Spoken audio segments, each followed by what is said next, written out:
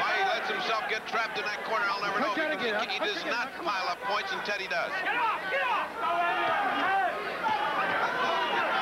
Oh, now Teddy Mann's eye is really a mess.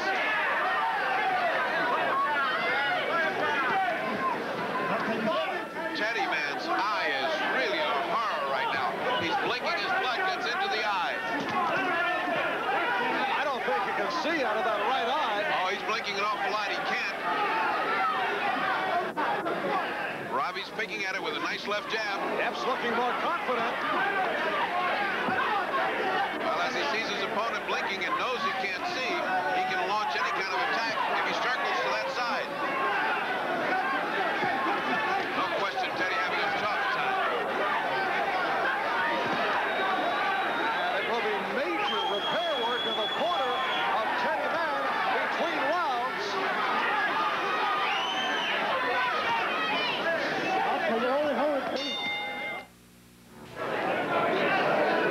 All right, the fifth round, a comeback round for Robby.Epps off the damage done to the right eye of Teddy Mann. And that was a severe worsening of that eye. It certainly began to pour blood, and it got into the eye itself.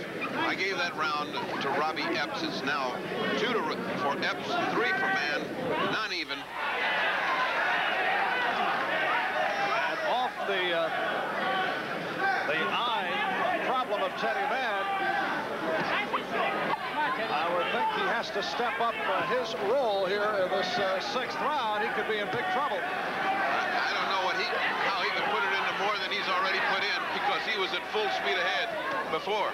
However, Epps came back in round 5, but now a sense of urgency has to be on the mind of Ted Mann. And it must have inspired Robby.Epps, because he's fighting a lot better. Watch the head. A warning from Epps. Zach Clayton, don't put your hand behind his head to Robby.Epps. And now, Teddy Mann did exactly the same thing.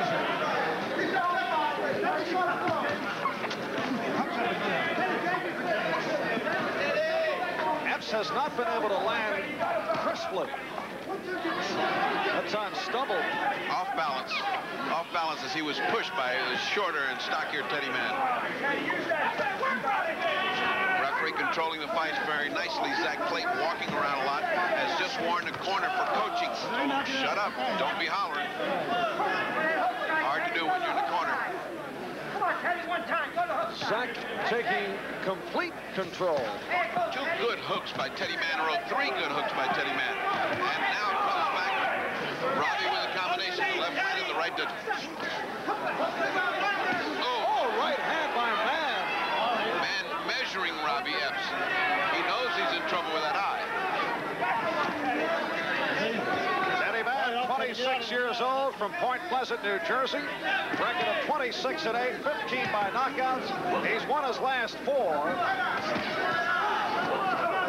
Robby.Epps, 30-1, 13 by knockout. He's 23 years old, from South Carolina, now living in Los Angeles.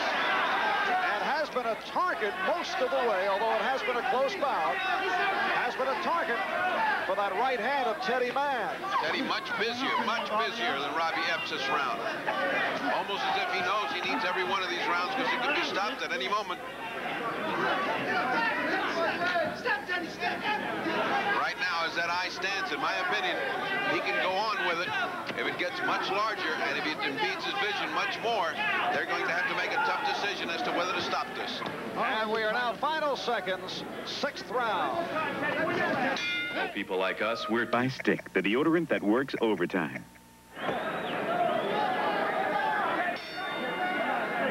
This is round 7. Robby.Epps was just told in his corner, throw combinations. But Teddy Mann is the aggressor to open up the round. How'd you score that, the 6th round? 6th round was for Teddy Mann. That gives it 4-2. But I must say, each one of those rounds are very close. It's just that the aggressiveness on the part of Teddy Mann and the fact that he throws combinations and harder punches and lands more wins him the round. Bernie, again, they have effectively closed up the cut above the right eye of Teddy Mann. We'll have to see how long that lasts. Well, it won't last long. It's pretty deep. If Robby.Epps push. He slipped. That's no, not correctly called by Zach Clayton. There's a lot to say about the balance and also a little bit about the weirdness of Robby.Epps. Zach Clayton again warning the corner between rounds not to talk, not to scream out. Now in amateur rules, talking from the corner is not permitted. In the pros, it is usually up to the referee to control it, and he felt obviously there was excessive chatter from the corner during that last round. Well, they don't want you to scream. They can control it. The referee can control it in most fights, except, of course, Muhammad Ali's fights. Yeah. Nobody could control Drew Houdini Brown. You could hear him all the way out to Australia. Well, I would think they heard you also, Phil. Midway point, round 7. Mann with the combination. Marv Albert, Ferdy Pacheco, Atlantic City, New Jersey. This is NBC Sports Ringside, our second edition. We're scheduled for 10. Middleweights Teddy Mann in the green. Out of Point Pleasant, New Jersey, Robby.Epps in the blue.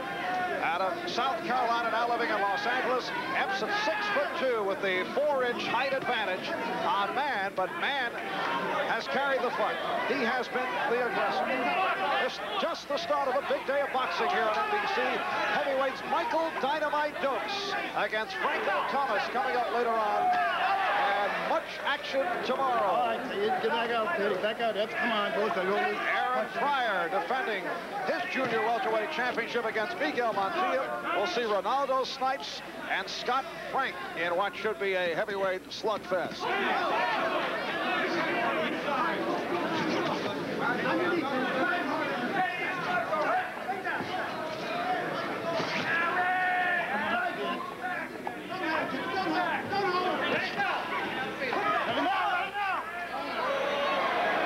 Again, Clayton gets between the two. This 7th round moving to its conclusion. We'll be back in a moment.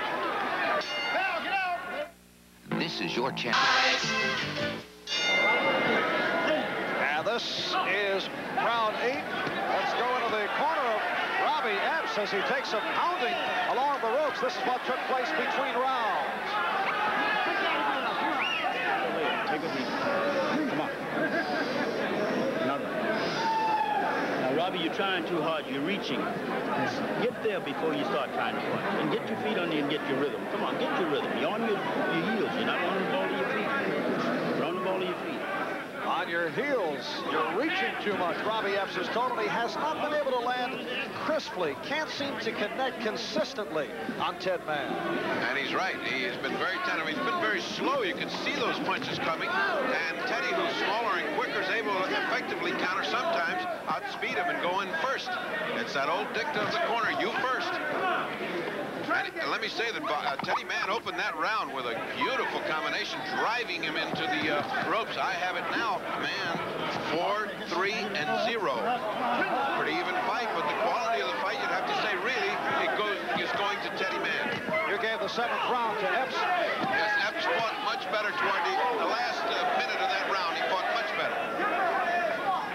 And Teddy kind of coasted. You know he's going to throw that right hand. You can see Teddy just wind up with a right.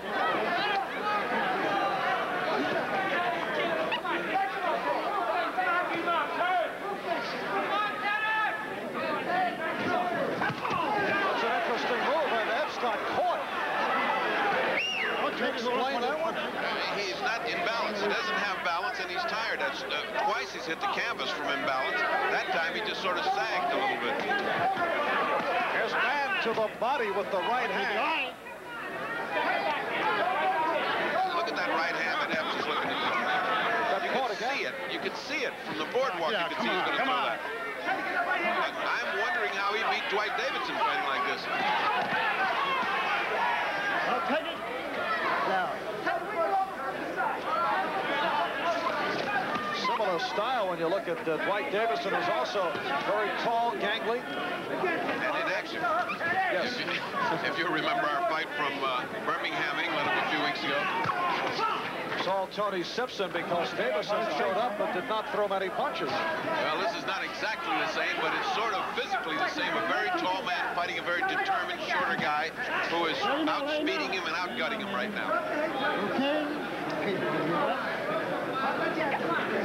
Final stages, 8th round. We are scheduled for 10. And Teddy Mann, after measuring, connects with the right.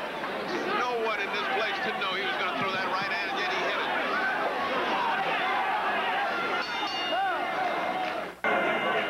And here is round 9. Teddy Mann stepping up against Robby.Epps. Let's listen in on the corner of Teddy Mann. Yeah, Teddy. That's a 2-round fight now, Teddy.